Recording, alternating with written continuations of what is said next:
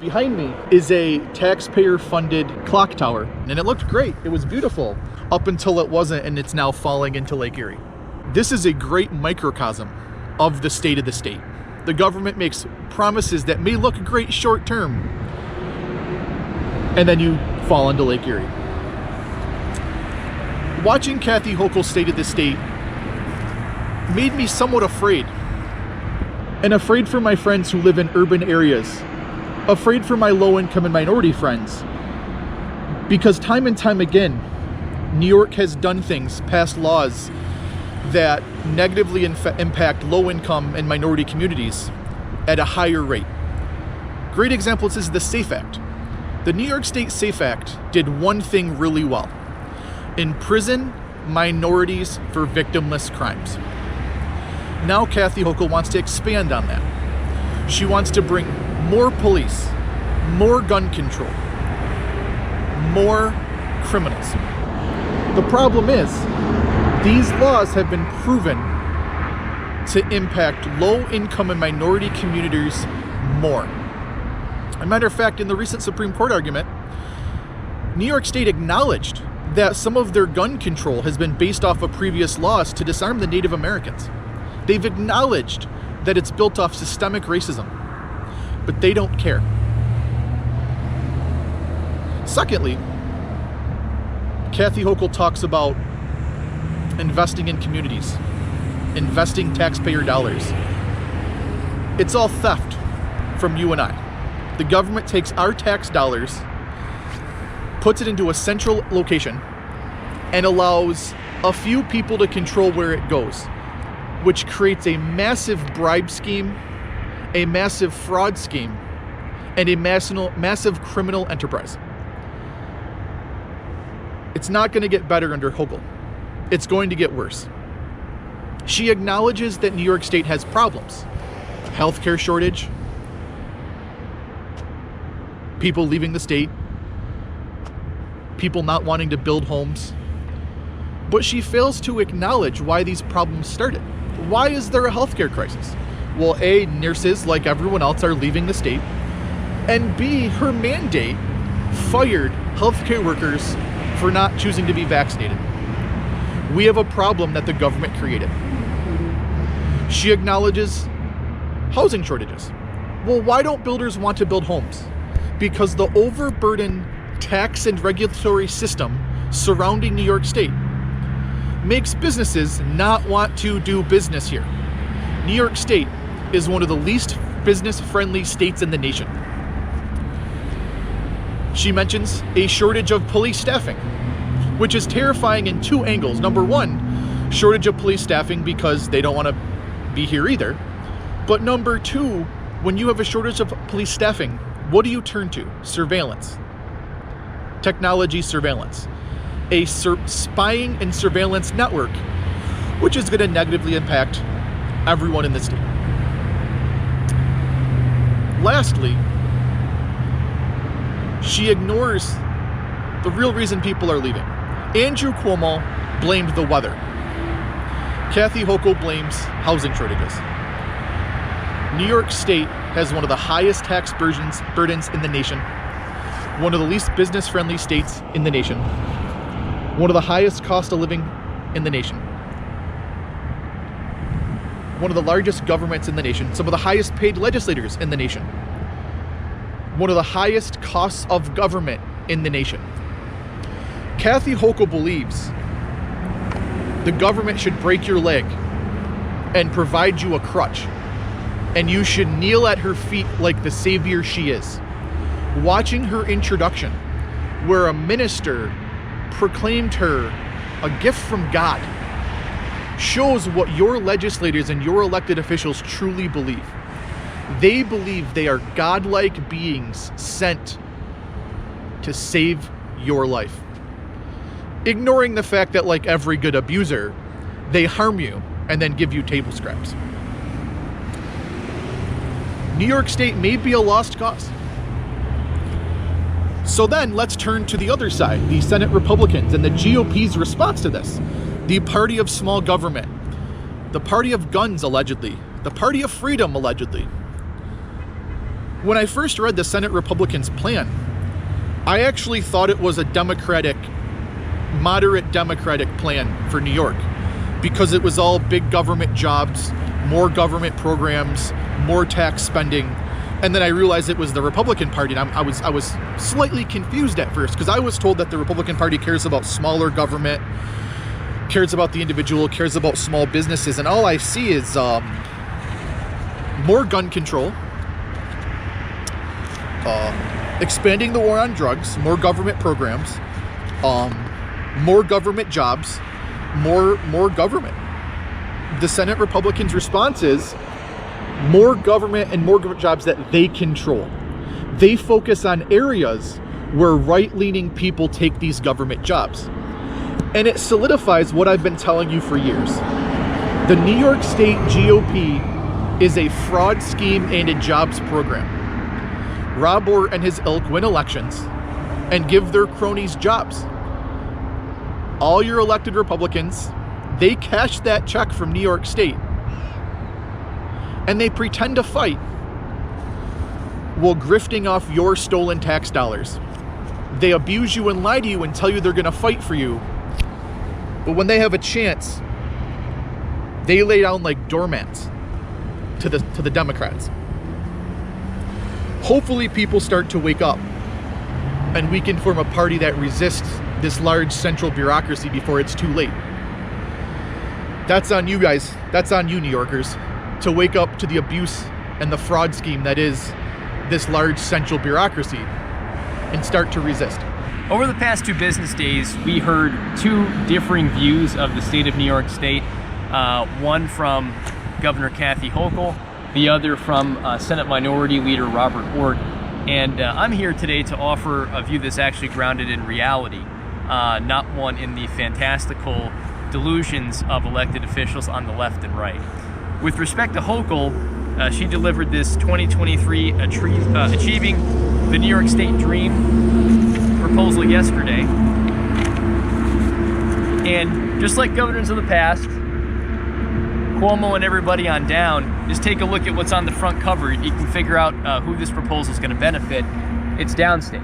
That's the New York City skyline. Really no references to the remainder of the state, upstate New York in this thing.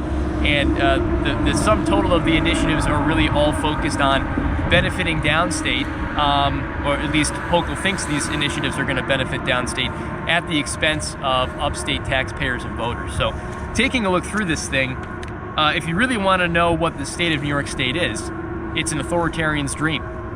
And the lockdowns that were forced on the public through the COVID regime started under Cuomo and progressed under Hochul.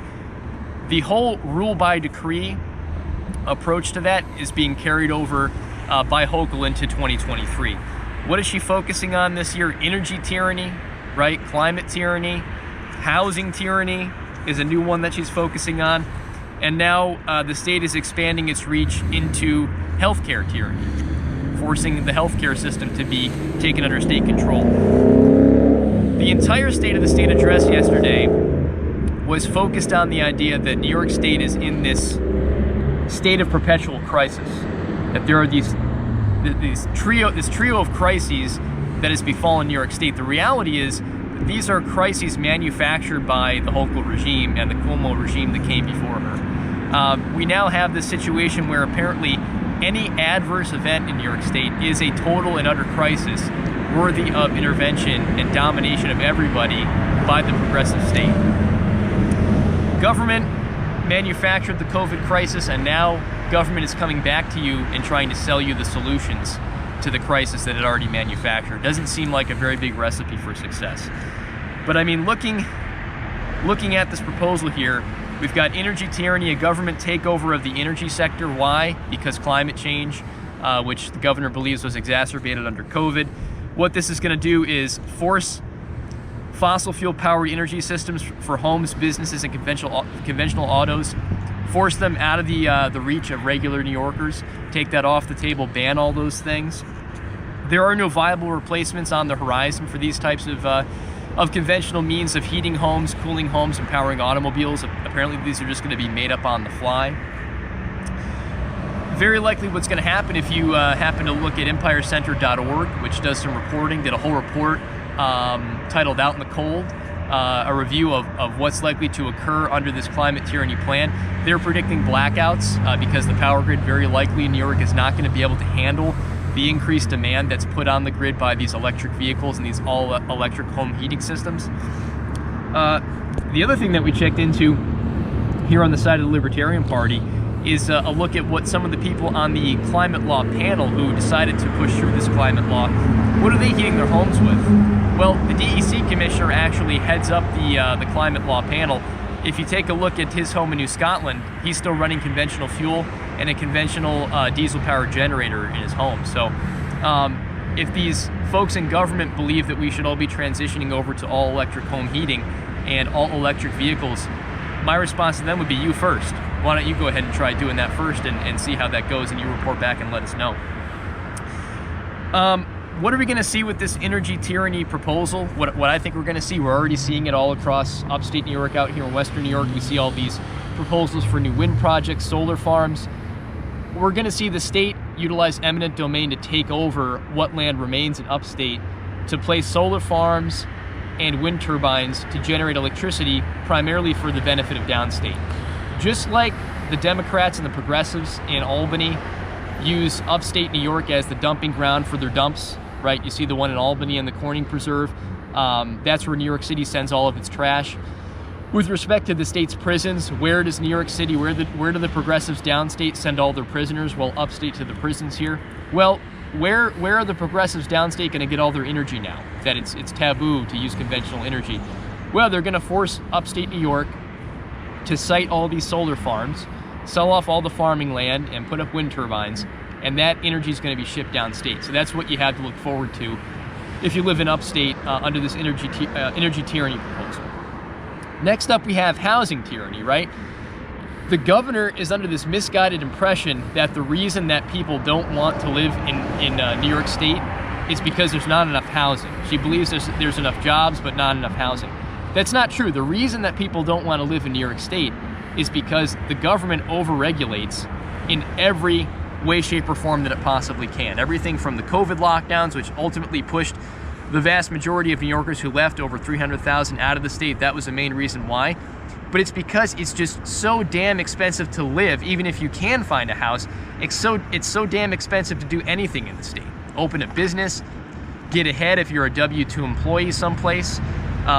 If you own property, obviously you have the massive tax burden that exists across much of the state. There's an authority for everything. Transportation, liquor authority, you name it. There's a regulation for everything. New York State is just so far down into your pockets. That's the reason why people don't want to live here. So what the governor is saying we need to do is build more than 800,000 new units of housing statewide over the next 10 years. Well, two thoughts on that. One is, my prediction, we're just going to have a glut of new housing that no one wants to occupy because, frankly, you can take these jobs in New York and simply work them remote from out of state in many instances. There's no reason to come back to New York State and subject yourself to the anti-freedom culture, the heavy-handed regulations if you don't need to do that, if you can work remote. And I think that's generally what's going to happen. The other issue that I would bring up is with respect to these new housing units going up, how are we going to square that with this new climate tyranny, these new sets of climate tyranny goals? How are we going to make construction of these 800,000 new units of housing statewide, how are we going to make that occur in this zero emissions imposition, in context of this zero emissions imposition that the governor is forcing on everybody in the state? So those are two issues. And then the other big thing that I think folks need to focus on with respect to housing tyranny, how is this going to happen? Well, the governor is basically going to affect a state takeover of local control, of the ability for local communities to decide where and when people are going to site building projects. This is going to bleed into other areas. The reason that we have healthcare tyranny on the menu here for 2023, housing tyranny on the menu for 2023, and all the other tyrannical rules all the other tyrannical proposals that the governor is putting aside for 2023 is because everybody in this state accepted the COVID lockdowns, accepted the executive authority that went on for over a year across the state. So what's going to happen here with this government takeover of local zoning regulations is that's gonna bleed into other areas, to the point where you don't have a local government anymore. You just have county government and state government. And then you know what? Well, the folks in Albany are gonna decide, well, county government's getting in the way of the things that we want to do, so that's off the table too. And all you're gonna have is a state government monolith telling you what to do. So housing tyranny on the menu for 2023. And then finally, we have healthcare tyranny, because Albany has recognized there's a quote-unquote healthcare crisis in New York State that anybody with two eyes can see was caused by the lockdown, by locking down the entirety of society in New York State amid the COVID pandemic. And in so doing, that spiked mental health crises. I would say that, frankly, just the mere act of living downstate New York City, or in most places in New York under the Hochul regime, is cause enough to experience a mental health crisis. But in light of this so-called mental health crisis that's particularly manifesting itself downstate, what the governor would like to do is spend $1 billion to build an additional 150 new psychiatric beds in New York, and also take over private healthcare entities to force them to meet certain new targets for psychiatric beds, or risk, apparently here, a $2,000 a day fine. So we're going to have a healthcare system take over beyond what we already have in New York State, to account for the psychiatric problems that have occurred as a result of these negative governmental policies imposed on us by Cuomo and now Hochul. I'm also going to point out the fact that this initiative, where does this benefit? Where are these beds going to occur? The 150 beds, well, 100 of them are going to be in New York City. So once again, upstate New York is going to get the shaft on this particular proposal. So if we're going to summarize this whole thing with respect to the Hochul regime's proposal for 2023, she's going to spend the next year mounting a near total government takeover of the state's energy, healthcare, and construction sectors. And you know what? We should expect that this is what was going to happen all along, because if we look back at the previous year, 2022, what did we have? What were we given from New York State government? Resignation of the corrupt governor Andrew Cuomo. That's what gave rise to Hochul, the accidental governor. Resignation of Hochul's former Lieutenant Governor Benjamin, who resigned following a campaign finance fraud incident. Then Hochul continued the COVID lockdown policies that she said she wasn't going to. She also stole over $500 million from the Seneca Indian Nation to fund a private stadium that the Buffalo Bills want to put up here in Buffalo that could easily be funded by billionaire Terry Pagula, or by simply raising ticket prices on those who actually use the stadium, not forcing the expense on taxpayers. And of course, what she also did is ignore a U.S. Supreme Court ruling on Second Amendment rights expansion. So, taking into account how things have gone in 2022, we really shouldn't expect that, or we really shouldn't be surprised that any of these things have taken place. And of course, I'm standing here right now in the town of Hamburg on Route 5, where we had this blizzard in 2022 that sat over Buffalo and killed over 40 people. Another big disaster that the state mishandled, that Hochul was a part of. So really, what is the state of New York State right now? It's a tyrant's dream. It's an authoritarian's dream. And we don't have any reason to believe that that's going to change, because if you look at the Senate Republican minority's plan to quote-unquote rescue New York, it's 12 pages, much shorter than the over 200-page tome that the governor has put out. Look at pages 1 and 2 of the Senate Minority Conference's plan for New York. Well, we see a whole lot of gun control going on here. We see a whole lot of law enforcement bootlicking going on here. And based on that, I don't really see much of a reason to go beyond page 2. Because the reality is the Republicans are in an extreme minority in New York in the state legislature. There's a supermajority for the Dems in both houses. The Republicans, I'm not really sure what the point of them being there is. I'd like to welcome them, by the way, to third-party status, firm third-party status in New York with us Libertarians. There are now more people in New York State who would rather register blank, independent, or no party than those who'd like to register Republican. Why? Because they have no real ideas. I mean, this garbage heap of a proposal by the Senate Minority Conference here in New York, it all focuses on whatever has polled well by downstate New York City voters, because the Republicans realize that it's mathematically impossible to put a GOP individual in the governor's mansion without flipping more votes in New York City. Well, at this stage, I think we should realize that that's never going to happen. And pandering here with more gun control, curtailing gun crimes, reducing the use and prevalence of legal firearms, and really what that means is non-safe act compliant firearms, that's not a path to victory and more freedom in my view. Addressing drug crimes, expanding the drug war, that's another part of this proposal by the Senate Republicans here in New York. Again, not a very pro-freedom set of policies here. So again, state of the state here in New York, an authoritarian's dream. The Republicans don't have any real ideas to stave off the authoritarian dream in New York. In fact, what they're doing is joining in, right? When you're funding the police apparatus, the law enforcement apparatus in New York right now under the current conditions, you have to understand who sits atop that apparatus. It's the socialists in Albany. It's the Hochul regime. It's the socialists that control the state assembly and the state senate. And by default, what's going to happen are police agencies, state and local and county, they're going to reflect the priorities of the socialists. Civilian disarmament, expansion of the SAFE Act, ignoring Supreme Court rulings that expand Second Amendment rights, going after people who exercise free speech rights and say things that don't align with the socialist agenda. So at this point in time, I think expanding the power and funding that police have in New York, not such a great approach. So the state of the state in New York, an authoritarian's dream. Hochul's not going to make things any better. The Republicans are not either. So the question then becomes, well, what can regular people do? Well, you know, one of the things that you can do is go to the seat of local government, your local government leaders, and start talking to them about ways that you can resist this authoritarian incursion. Home rule is one way to do that, looking at home rule laws on the books that would come into conflict with what Hochul wants to do regarding taking over localities' ability to site construction, to cite zoning regulations for construction projects, which she obviously wants to roll over and bulldoze. Same thing with respect to 2A laws, how she regulates the Second Amendment. There are things that localities can do regarding non-enforcement there as well. So I think the best next step is going to be figuring out ways to disengage from the state, to sidestep state authority that's going to make sense for your locality. And that's really what it's going to take to resist what's coming down the pipe here.